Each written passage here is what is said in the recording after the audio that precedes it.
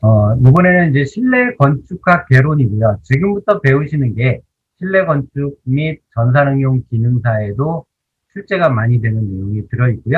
그 출제되는 내용마다 설명을 드리도록 하겠습니다. 제일 첫 번째 실내 건축과 건축의 오리엔테이션도요. 학습 목표부터 말씀을 드리는데 디자인의 기본 개념을 인지하실 수 있고요. 디자인의 역사는 여러분들이 이미 들으셨는데 그래도 또 역시 디자인의 역사에 대해서 간략히 인지할 수 있는 게 아까 그 학습 목표였고요. 디자인에 대한 느낌을 설명할 수 있는 것이 우리 수업의 학습 목표다라고 말씀드릴 수 있겠습니다. 자, 컨텐츠는요, 목차는 건축의 중요성과 이 건축의 중요성 이 부분은 실내 건축의 오리엔테이션 개념이고요. 실내 건축 용어 정의 및 디자인의 기본에 대한 설명을 이번 강의의 주된 목적으로 드리도록 하겠습니다. 제일 처음 건축의 중요성입니다. 앞에 보이시는 그림은 삼풍백화점의 붕괴 모습을 볼 수가 있겠는데요. 삼풍백화점의 구조의 대표적인 구조는 보통 우리가 건축을 할 때 이렇게 사면에 기둥을 세우고요. 이 사면 기둥 위에 이렇게 상판에 슬라브라는 것을 올리게 됐을 때 우리 성냥갑을 예를 들었을 때 이 상태로만 넣으면 흔들흔들 하잖아요. 그래서 요 맨 위에다가 이렇게 덧대는 걸 보라고 얘기를 하네요. 보라고 얘기를 하는데 이런 시공 방식을 쓴 게 아니라 요렇게 요렇게 요렇게 되어져 있는 위에다가 슬라브를 이렇게 얹는, 즉 옆으로 가는 보가 없는 이렇게 생긴 구조를 플랫 슬라브 구조라고 얘기를 하는데요. 이 교회 등과 같이 넓은 공간에 유리한 조건을 가지고 있는 구조긴 합니다만 삼풍백화점이 바로 이 플랫 슬라브 구조를 따르고 있어요. 그런데 이제 증축을 했죠. 건축주가 우리가 1층, 2층, 3층, 4층, 5층을 봤을 때 이 5층 부분, 이 부분을 증축을 했어요. 증축을 하고 있는 상황이었고요. 그러다 보니까 3층과 4층에 있었던 시설물이 뭐였냐면 수영장이었어요. 플랫 슬라브 구조에서 피해야 될 몇 가지가 있는데 그것 중에 하나가 수영장이라고 할 수 있어요. 수영장 같은 경우에는 평소에 이렇게 물이 차여져 있는 상태에서 사람이 이렇게 서 있을 때 이 사람이 여기서 다이빙을 합니다. 다이빙을 했을 때 물의 유동은 이렇게 바뀌어요. 그래서 하중이 이쪽 하중과 이쪽 하중이 달라집니다. 근데 문제는 바닥에 있는 슬라브가 구조가 플랫 슬라브 구조였기 때문에 평소에 우리가 이제 피로 강도라고 얘기하거든요. 얘가 계속 받는 피로도, 사람으로 치면 피곤하다라고 느끼는 그 시기, 이 피로도가 점점 증가를 하고 있었던 상황에 이 위에다가 또 하나의 증축을 시작을 했기 때문에 여기서 보시면 그 이쪽 주각이 있는 기둥 부분만 놔두고 슬라브만 전부 다 내려앉아서 이 건물이 무너지게 된 계기가 됩니다. 이런 것들을 봤을 때 우리가 건축을 구조적인 측면, 여기 이 삼풍백화점 오너가 이 구조적인 이런 부분에 대한 기본적인 지식이 있거나 또는 증축을 시행했던 시행사가 정말 이 부분에 대해서 명확하게 인지를 하고 건축주한테 안 되는 부분은 안 된다라고 얘기만 했었어도 이런 대형 사고는 일어나지 않았습니다. 관리의 부재라고 얘기할 수 있는 부분이 되겠는데요. 다음 걸 한번 보겠습니다. 성수대교예요. 성수대교인데 성수대교의 경우에는 우리가 이제 이렇게 생겨진 구조를 이렇게 돼서 이렇게 되어져 있는 구조를 철골 용어로 트러스 구조라고 얘기를 합니다. 아치형 트러스 구조를 가지고 있는 구조에서 가장 힘이 약한 부분은 이 부분이에요. 근데 이 사진을 확대해 보면 여기를 이렇게 확대해서 보면요. 죄다 녹이 슬었어요. 즉 시설물 관리를 하지 않았다라는 거예요. 그래서 녹이 슬다 보니까 제일 약한 부분에서 역시 그 부식이 돼서 상판이 떨어진 계기가 된 건데요. 이쪽이 압구정동 방면이었고요. 이쪽이 성수동 방면이었습니다. 성수동 방면에 이쪽에 뭐가 있었냐면 무학여고가 있었어요. 현재처럼 고교 평준화가 돼 있던 시기가 아니었기 때문에 무학여고는 역사가 있는 학교라 그래서 압구정동에서 사는 학생들이 이쪽 성수동에 있는 무학여고로 등교를 굉장히 많이 했었습니다. 근데 하필 무너진 이 상판 위에 있던 게 버스였어요.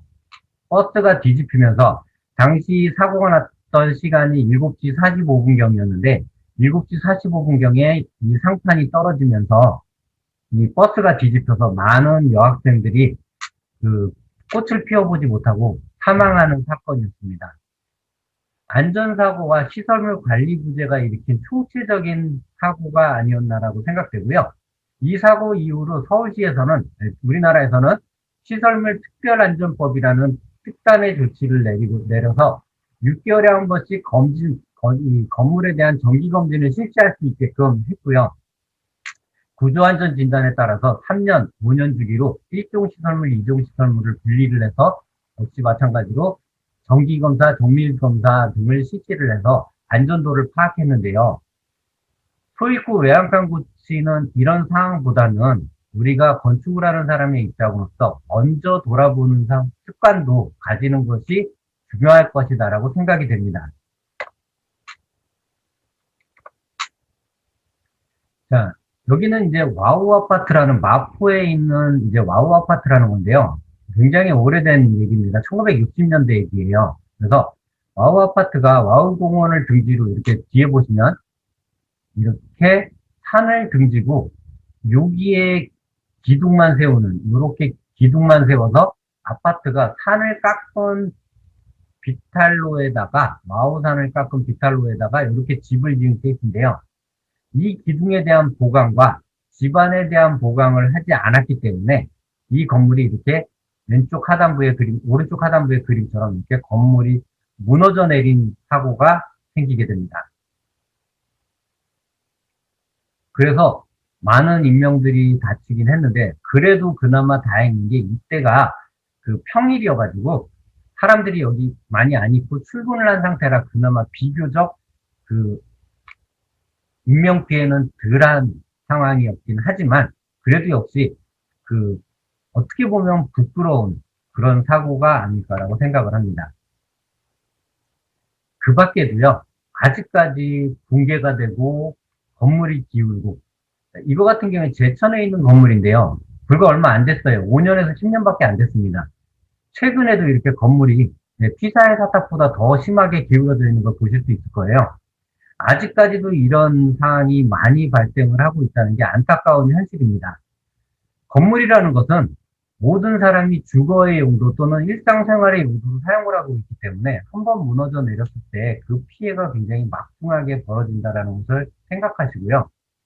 이런 부분들이 한번 사고가 났을 때 굉장히 큰 안전재해를 일으킨다는 것을 아실 필요가 있다. 그래서 우리가 건축가로서 건축은 삶의 터전을 만들고 사람을 편안하게 하는 기술인데 이런 기술을 위해서 쉽게 생각하지 말고 전문 지식을 습득을 해야 될 것이고요. 올바른 설계를 하고 끊임없는 자기 개발을 통해서 안전 시공까지 이루어질 수 있도록 만드는 것이 우리 건축을 이제 막 발걸음을 하는 여러분들한테 꼭 필요한 부분이 아닐까라고 생각이 됩니다. 또한 건축은 창의적 사고방식이 필요한데요. 우리 그 건설회사로 대표적인 건축을 대표할 수 있는 우리나라에서 건축으로서 대표할 수 있는 사람 중에 한 사람이 고 정주영 회장인데요. 고 정주영 회장은 강원도 통천면에서 통천면 아산리에서 태생을 했고요. 현재 북한 지역입니다. 여기서 태어나서 소 한 마리를 끌고 훔쳐서 나는 잘 될 거야 라고 가족들을 내팽개치고 왜 남한으로 내려왔다는 게 대표적인 얘기죠. 이때 사기를 당해서 손은 다 잃고요. 그리고 이제 제일 처음에 먹고 살아야 되니까 그 미국 상해라는 쌀 가게에 이제 취업을 하게 되는데 미국 상해 쌀 가게의 취업 조건이 자전거를 탈 수 있는 사람이 취업 조건이었어요. 근데 정주영 회장이 물론 이제 가장 어렸던 시기였죠. 이제 본인은 시골에서 태어나다 보니까 자전거를 탈 줄 몰랐어요. 자전거를 탈 줄 몰랐는데 자전거를 탄다라고 하고 위장 취업을 한 거죠. 그러니까 서류 위조를 한 거죠. 한마디로 지금 현재 입장으로서는. 근데 이 미국 쌀상의 사장님이 정주영 회장을 봤을 때 미심쩍은 거예요. 정말 자전거를 못하게 생겼는데 탈 줄 안다 그러니까 유심히 지켜본 거예요. 그래서 이제 숙식 제공을 하는 미국 쌀상의 취업을 정주영 회장이 했어요. 했는데 그날 저녁에 지금처럼 가로등이 있는 시절도 아니었기 때문에 그 이제 어둑어둑한 논두렁에서 계속 자전거 넘어지는 소리가 들리는 거예요. 계속 자전거 넘어지는 소리가 들리니까 이제 쌀가게 사장이 이렇게 내다봤더니 정주영 회장이 자전거 연습을 하는 거예요. 밤새도록. 그리고 난 다음에 다음날 이제 쌀 10kg가 이제 그 주문이 들어와서 저 집에다 쌀 10kg를 갖다 주라라고 배달을 시켰더니 정주영 회장이 자전거를 잘 타고 나가는 거예요. 밤새도록 본인이 노력을 해서 할 수 있었기 때문에 도전을 했다라는 것이 정주영 회장이 본인이 어떤 마인드를 가지고 있었다라는 걸 나타내는 대표적인 부분 중에 사건 중에 하나였고요. 또 하나는 정주영 회장이 이제 현대건설이라는 아주 조그마한 이제 가게를 하나 냅니다. 그 당시에는 6.25 전쟁 당시였고요. 미국의 루즈벨트 대통령과 마를린 먼로가 한국 전쟁에 참여하고 있는 자국민들의 군사들의 위문을 위해서 방문을 하게 돼요. 문제는 미국 루즈벨트 대통령의 방문 그 일정 중에 그 부산에 미군의 그 묘지를 선전하게끔 되어 있는 일정이 있었는데 문제는 그때가 계절이 겨울이었어요. 겨울이고 전쟁 중이다 보니까 미군 병사가 사망을 했는데 그냥 흙으로 덮어놓은 그런 무덤이 조성이 돼 있었는데 이게 루즈벨트 대통령이 한국을 방문하면서 이거를 방송국도 따라올 텐데 방송국의 이 부분이 그 미국 자국에 방송이 됐을 때는 누가 이 한국 전쟁에 또는 나라를 위해서 일을 하겠느냐라는 생각을 가지고요. 당시 미국 사령관이 이제 그 당시 부산에 있던 모든 건설사를 불러서 공개 입찰을 합니다. 겨울이긴 한데 여기다가 잔디를 심는 사람에게 그 당시 현금으로 200달러를 주겠습니다라고 얘기를 합니다.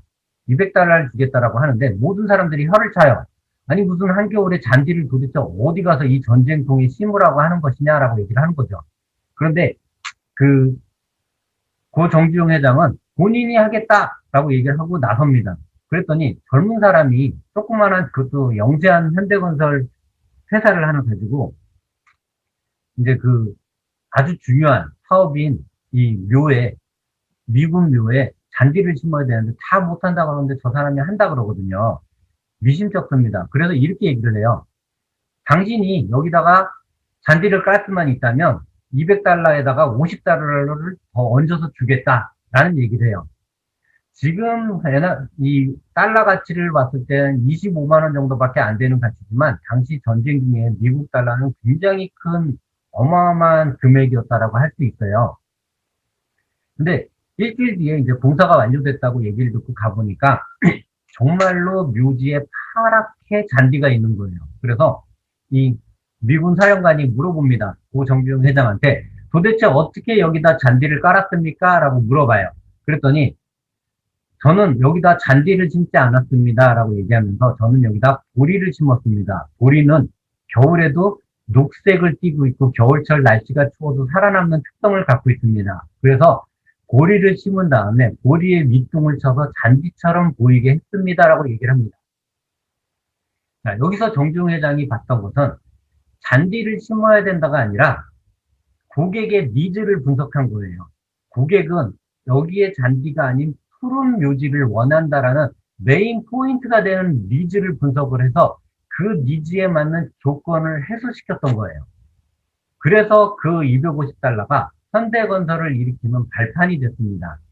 그리고 나서 현대건설이 굉장히 커지고 난 다음에 이제 우리나라 충남 아산에 간척지를 개척을 해서 거기에 간척 사업으로 개척하면 그 땅을 주겠다라고 하는 이제 그 제5공화국 시대에 이제 큰 사업으로 이제 시작을 했던 거예요. 정주영 회장은 초등학교 졸업자였는데 당시 서울대 건축공학과를 나온 현장 소장이 아산만의 경우는 조류 간만의 차, 즉 아침이 되면 물이 빠지고 저녁이 되면 어마어마한 양의 물이 들어오기 때문에 여기를 막고 흙을 채운다는 건 불가능합니다라고 회장실에 직접 보고를 올려요. 그랬더니 정지영 회장이 그 보고를 받자마자 울산으로 내려갑니다. 울산으로 내려가서 폐 유조선을 끌고요. 조류 간만의 차이가 가장 큰 부분에다가 이 유조선을 침몰시켜요. 침몰시켜서 조류 간만의 차이를 잡고 흙을 되메우기를 해서 흙을 메꿔서 아산만 간척지를 개척을 해서 그 땅을 현대건설 땅으로 만듭니다. 그리고 나서 거기에 소를 길러서 지금 사진에 나와 있는 것처럼 소를 수백 마리의 소를 가지고 자기의 고향인 북한을 방문하죠. 자, 현대건설의 정주영 회장이 살아생전의 업적 중에서 건축가의 업적으로는 역시 마찬가지로 창의적인 사고와 꼭 반드시 그 공법만을 해야 된다라는 틀에 갇혀 있지 않았다라는 게 우리 건축을 처음 시작하는 사람들이 가져야 될 가장 기본적인 사고가 아닐까 생각해요. 제가 지금 건축을 설명드린다고 해서 저희 그 건축 구조공법, 재료공법 이런 것들을 다 설명을 드리겠지만 반드시 그것만이 정답은 아니라는 생각을 갖는 것이 중요하다는 거죠. 우리가 처음 건축을 시작하는 여러분들의 모습이 창의적 사고를 동반하고 새로운 건축을 개척해 나가고 내 스스로가 건축가로서 하나의 틀에 갇히지 않은 모습을 보여줬을 때 진정한 건축가이자 디자이너가 되는 첫 시작이 되지 않을까라는 생각을 해봅니다. 그래서 생각을 바꾸면요, 여러분들은 최고가 될 수 있어요. 그래서 건축을 시작하는 여러분들은 그런 생각을 가지시고 도전을 하셨으면 좋겠습니다.